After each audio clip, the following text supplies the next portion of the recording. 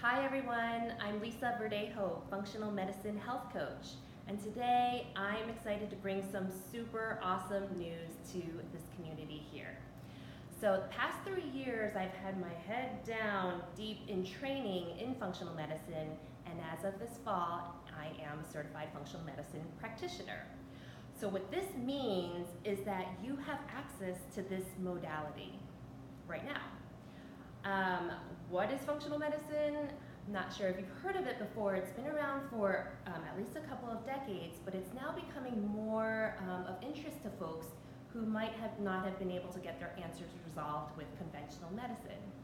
So I'm going to just talk about 3 key principles of functional medicine. The first is that functional medicine looks at the body as if it were an entire connection of systems instead of looking at, say, your endocrine system operating on its own or your circulatory system kind of being very isolated in its own function. Your body is a very sophisticated machinery, and so for sure, how you balance blood sugar has a very strong influence on how healthy your heart is. How well you digest your food has a very strong influence on how well you metabolize. And just as another example, how your adrenal glands function and what hormones it puts out has a very strong correlation with what you're absorbing through your food and nutrition. So interconnectedness is one key principle of functional medicine. The other is that functional medicine looks to find the root cause of conditions. So a lot of times, especially in our modern day, we kind of find a symptom or we experience something and we just want to snuff it out, right? So for an example, if we had a headache, we might reach quickly for some Motrin, and that's totally fine for some short-term triage. But with functional medicine, we would like to understand why are those headaches coming and to treat that symptom as a gift because your body is sending a message to you.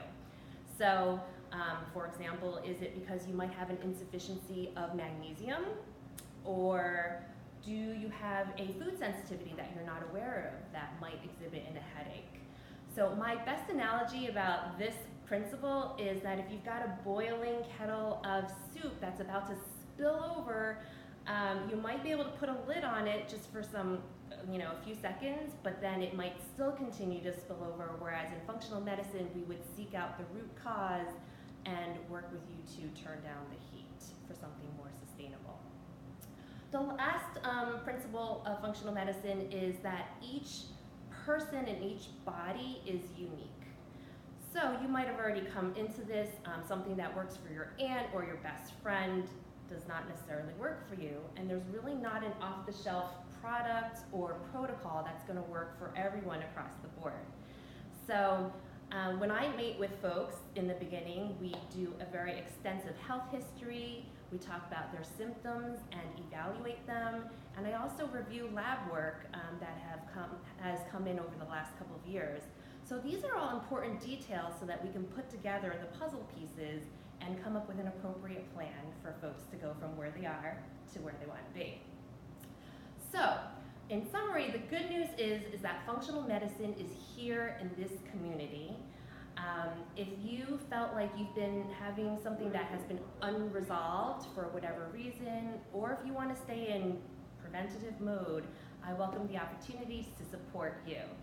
I specialize in improving digestion, easing anxiety and depression, and boosting energy via metabolism, as well as reversing diabetes. But in all cases, I have several tools. Food sensitivity testing or nutrient deficiency testing are all accessible. So I invite you, if you are interested, to come set up a health discovery consult where we can get deep into learning more about you and seeing how functional medicine can help you upgrade your health. Thank you so much for joining me. I'm Lisa Verdejo, Functional Medicine Health Coach. Thank you.